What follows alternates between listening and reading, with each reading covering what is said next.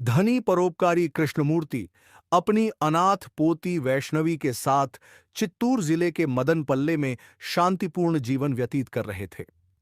उन्होंने अपने पट्टे पर दिए गए चाय बागान में अवैध वन्यजीव व्यापार की रिपोर्ट की, जिसे विधायक त्रिमूर्तुलु नायडू के छोटे भाई मनोहर नायडू द्वारा संचालित किया जा रहा था।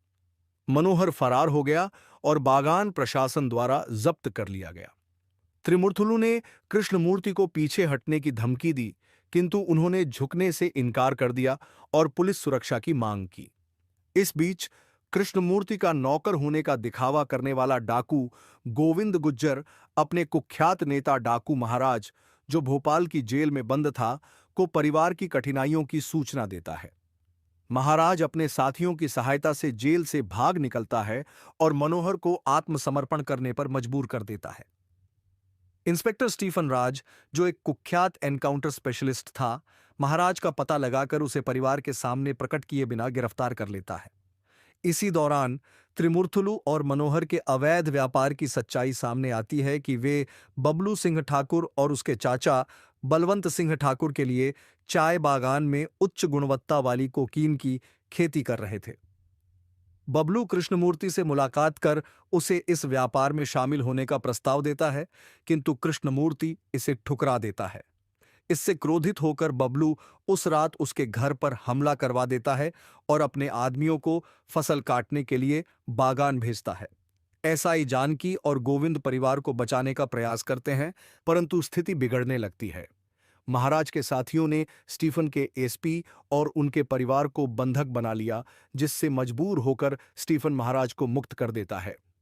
महाराज तुरंत परिवार के बचाव में आता है, बबलू के आदमियों का सफाया करता है और बबलू का सिर काट देता है, किंतु स्वयं गंभीर रूप से घायल हो जाता है और अस्पताल में भर्ती किया जाता है। गोविंद कृष्णमूर्ति को महाराज के अतीत के बारे में बताता है। गोविंद और अन्य डाकू वास्तव में चंबल के बजरंगपुर नामक जल संकटग्रस्त गांव के किसान थे, जिन्हें बलवंत सिंह ठाकुर और उसके भाई ने अपने संगमरमर खदानों में कठोर परिश्रम करने के लिए मजबूर किया था। ग्रामीणों ने सहायता के लिए आईएएस अधिकारी सीताराम और उनकी पत्नी कावेरी से संपर्क किया, जिन्होंने पाया कि एक बांध बनाकर पानी की समस्या का हल निकाला जा सकता है, परंतु यह परियोजना ठाकुर भाइयों के अवैध खनन कार्यों के लिए खतरा बन गई। सीताराम ने जिला कलेक्टर नंदिनी से इसका प्रस्ताव रखा, लेकिन नंदिनी बलवंत की पत्नी निकली और उसने बलवंत को इस योजना की जानकारी दे दी। बलवंत ने सीताराम को रिश्वत देने की कोशिश की, किंतु जब उसने इनकार किया तो ठाकुर भाइयों ने कावेरी और कुछ ग्रामीणों का अपहरण कर लिया। क्रोधित सीताराम ने ठाकुर भाइयों पर हमला कर दिया और बलवंत के बड़े भाई की हत्या कर दी। नंदिनी को जब अपने पति के अत्याचारों का पता चला तो वह भी सीताराम के पक्ष में आ गई। इसके बाद सीताराम ने नौकरी छोड़ दी और गांव के लोगों के सम्मानित नेता बन गए, जिन्हें डाकू महाराज के नाम से जाना जाने लगा। महाराज और उनके साथियों ने खदानों में काम बंद करवा दिया, जिससे ठाकुर बौखला गए। बलवंत का बड़ा भाई महाराज को पकड़ने के लिए कावेरी और गांव वालों का अपहरण कर लेता है, लेकिन महाराज वहां पहुंचकर उसे खत्म कर देता है। बबलू सिंह ठाकुर के लोग कावेरी को पकड़ने के लिए मंदिर में घुसते हैं, किंतु नंदिनी उसे बचा लेती है और महाराज को बलवंत और मंत्री ऊधम सिंह के संगमरमर खनन के नाम पर चल रहे गुप्त नशीले पदार्थों के व्यापार के बारे में जानकारी देती है। नंदिनी बताती है कि उसने ही सीताराम और कावेरी को चंबल भेजा था ताकि वे वहां के लोगों की मदद कर सकें।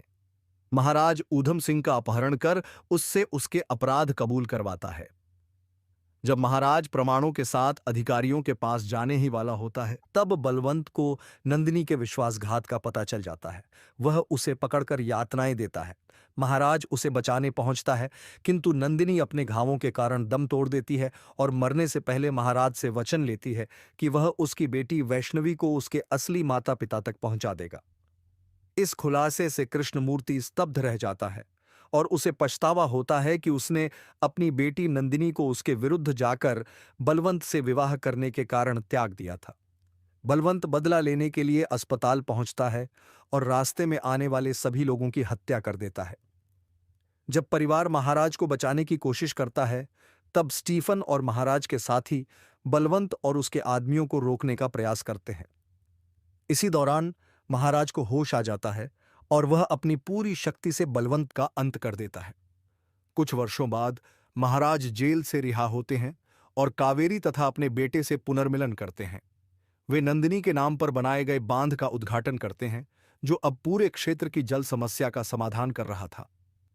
धनी परोपकारी कृष्णमूर्ति अपनी अनाथ पोती वैष्णवी के साथ चित्तूर जिले के मदनपल्ले में शांतिपूर्ण जीवन व्यतीत कर रहे थे। उन्होंने अपने पट्टे पर दिए गए चाय बागान में अवैध वन्य जीव व्यापार की रिपोर्ट की, जिसे विधायक त्रिमूर्तुलु नायडू के छोटे भाई मनोहर नायडू द्वारा संचालित किया जा रहा था। मनोहर फरार हो गया और बागान प्रशासन द्वारा जब्त कर लिया गया। त्रिमूर्तुलु ने कृष्णमूर्ति को पीछे हटने की धमकी दी, किंतु उन्होंने झुकने से इनकार कर दिया और पुलिस सुरक्षा की मांग की।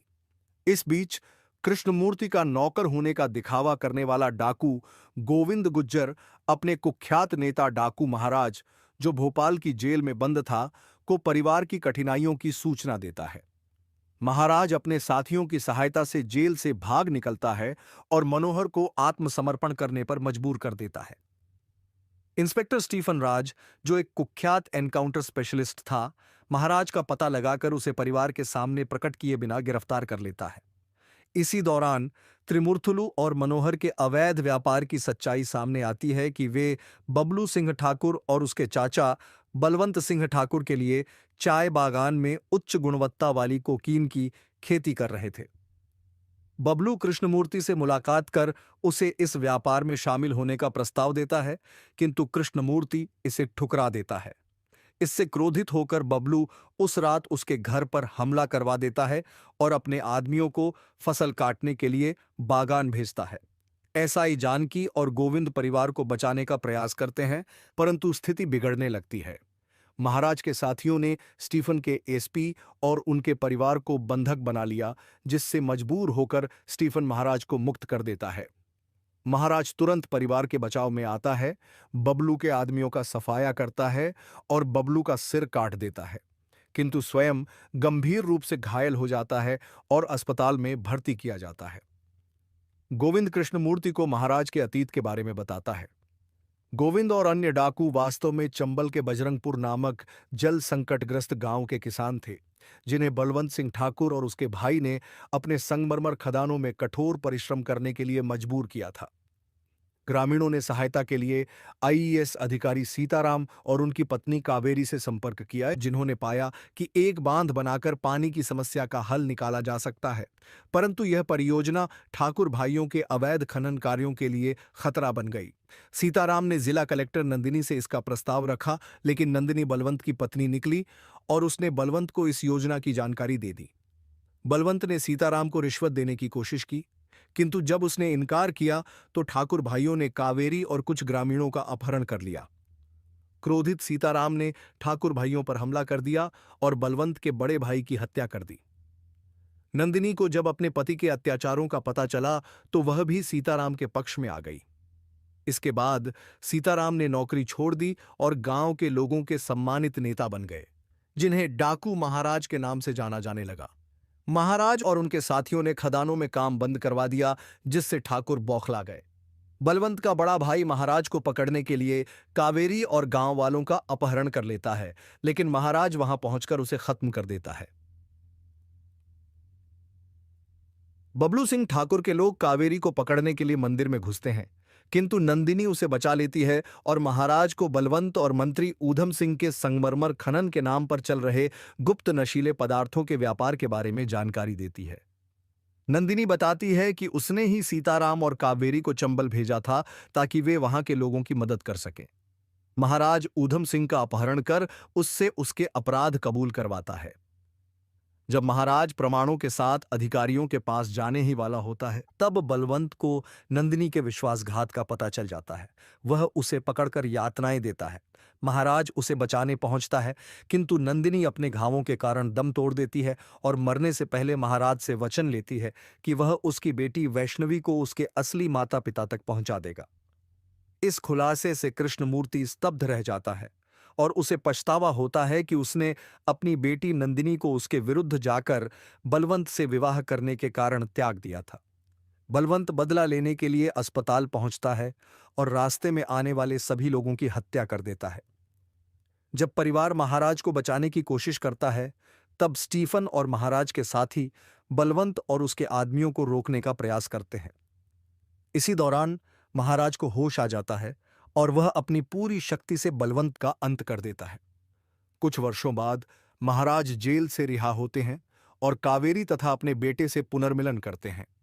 वे नंदिनी के नाम पर बनाए गए बांध का उद्घाटन करते हैं, जो अब पूरे क्षेत्र की जल समस्या का समाधान कर रहा था।